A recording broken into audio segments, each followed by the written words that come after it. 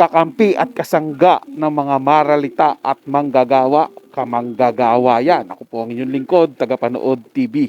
Isang mabiyaya at masaganang araw po sa ating lahat. Welcome back po dito sa ating YouTube channel at Facebook page. Ngayong araw po ang ating gagawa ng reaction video ay ang balitang gulo sa Wata-Wata.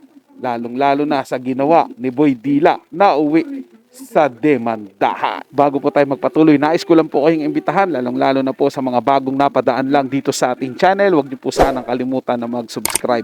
Hit nyo na rin po notification bell para lagi po kayong updated sa mga bago pang video na ating ilalabas. Share, like, and comment din po kayo mga tagapanood. Atin yung babasahin at pupusuan. Kaya simulan na po natin ang ating reaction video sa araw na to mga tagapanood.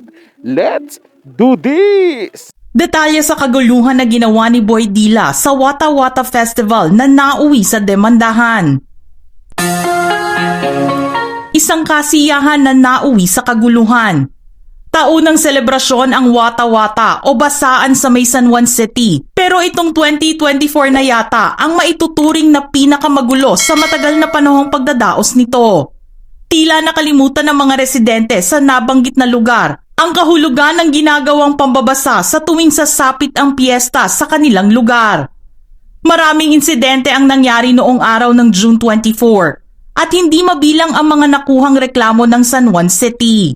Ang ilan sa mga ito ay nasiraan ng thesis paper, ilang mga bagong biling school supplies, bagong damit o sapatos na galing sa pinaghirapan nilang pera.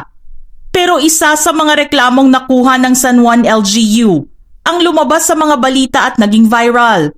Nakuhanan kasi ang isang delivery rider na hindi lang pambabasa ang inabot sa residente, kundi nasaktan din ito. Nakita sa nag-viral na video ang paglapit ng isang lalaki kay Rapal, pero nang makita niya ito, nakiusap siyang huwag siyang basain dahil may mga dokumento siyang ihahatid.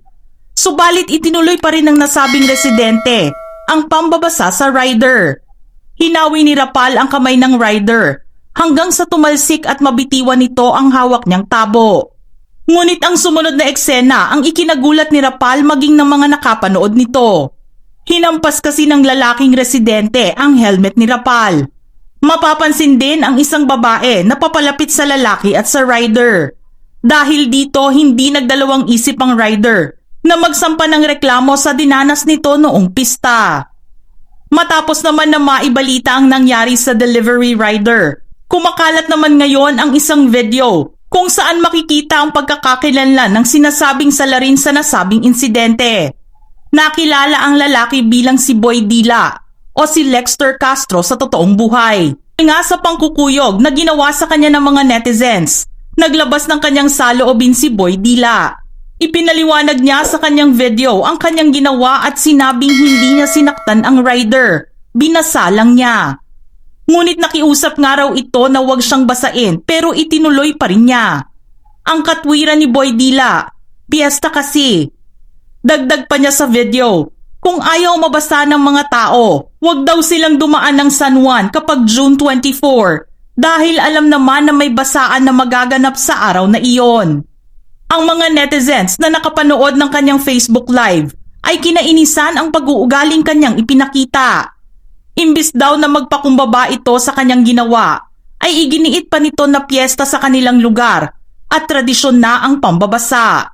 Para sa full video mga tagapanood, para mapanood nyo po yung video na to na buo po at wala pong putol-putol na gaya po ng ginawa natin kasi reaction video po ito, bisitahin lang po ang channel ni Showbiz Philippines. Ilalagay ko po sa description yung link ng channel niya para mapanood nyo po ng buo yung video na to at masuportahan na rin po siya. So yun nga po mga tagapanood, yung sa Wata-Wata Festival nila, okay naman po yan, wala pong problema mag-celebrate ng mga festival, kahit saan naman lugar meron pong ganyan. Yun nga lang po, yung mandamay po kayo doon sa mga taong hindi naman kasama doon sa festival ninyo, ay foul po yun. Yun po siguro yung hindi maganda. Katulad na lang po ng isang rider, di ba? Nakiusap na po siya na wag basain kasi may mga dokumentong mababasa at masisira din po yung cellphone niya. Mga tagapanood, syempre pag binasa mo, mabasa yung cellphone, may posibilidad po talagang masira. At yun na po ang nangyari. Ayon dun sa balita, nasira nga po yung cellphone niya. Diba? Kaya nagdemanda po siya. Hindi lang naman po dahil nasira yung cellphone niya, kaya siya nagdemanda, yun dun po sa pananakit din po sa kanya. Biruin mo, labag na nga sa kalooban yung pagbasa sa kanya kasi siyempre may mga madadamay na pan-deliver niya, mga personal ng gamit, mababasa. Sinaktan pa po siya. 'Di ba? Okay yan mag-celebrate mga tagapanood, wala pong problema, wala lang pong sakitan. Pero mas alam niyo po ba kung alin mas nakakanginig po talaga ng laman? Nakakainis po talaga ng sobra-sobra. Itong ginawa po ni Boy Dila. Hindi aywan ko po mga tagapanood pero napakagaling po eh. Napakagaling po nung ginawa niya na talagang sobrang nakakaasar po talaga yung kanyang hitsura, yung ginawa niya. At ang masakla pa doon mga tagapanood, nakiusap na nga daw po. Ayaw na nga rin sa kanya yung mga tagapanood ha. Nakiusap sa kanya na wag siyang basain. 'Di ba? Kasi may i-deliver pa siya, mga ganun po eh. Binasa pa rin po siya. Tapos ang magiging katuwiran niya doon sa ano niya, sa live niya, sa Facebook live niya, hindi niya naman daw po sinaktan. Binasa niya lang po kahit nakiusap daw po sa kanya na wag siyang basain. Ibig po pala sabihin noon mga tagapanood, dahil binasa mo lang ng tubig, hindi mo siya sinaktan. Mali ka ron. Sinaktan mo. Alam mo kung ano yung pananakit na ginawa mo? Sinaktan mo yung ego niya, yung damdamin niya, yung pride niya. Yun po yung sinaktan mo. 'Di ba? Nakiusap na nga po sa iyo eh. Hindi mo siya pinakinggan. O anong klaseng tao ka? Una-una tapos sasabihin po nito ni Boy Dila, wag dadaan doon sa San Juan dahil piyesta nga daw po. Daanan po talaga yan mga tagapanood eh. 'Di ba? Talagang mapapadaan po din sila doon, lalo na kung yung pagdideliveran nila ay doon po talaga ang daanan. Saan po sila dadaan? Alam nga naman itigil po nila yung araw nila, yung trabaho nila para lang po magbigay daan po sa kanila. Hindi po ba mga tagapanood? Ang dami po mga festival na nangyayari sa ating bansa. Pero wala naman pong ganyang gulo. Parang napaka-OA naman po ata nila, napaka-sobra naman po ng ginawa nila. Na 'di ba, dapat nga respetuhin nila yung mga taong ayaw ng ayaw maki-join, ayaw magbasa. Po ba mga tagapanood? Hindi naman sila kasama doon sa programa ninyo, hindi naman sila kasama doon sa festival ninyo. 'Di ba? Hindi ko mo dumaan sa San Juan, babasain niyo na. Hindi po ba? At sigurado ba to si Boy Dila, mga tagapanood, na lahat po ng tao doon sa San Juan nabasa nung araw na 'yon? Sigurado po siya. 'Di ba? Marami pong taong hindi rin po sumama sa kanila. Marami pong taong hindi po nakipagbasaan at nasa loob lang po ng bahay. Sigurado po yan mga tagapanood. Kaya dapat po, sa uulitin, respetuhin nyo po yung mga dumadaan dyan. Kung ayaw nila magpabasa, huwag nyo pong babasain. At bigyan nyo na lang po ng certain area na doon po kayo magbasaan, huwag po kayong mandamay ng iba.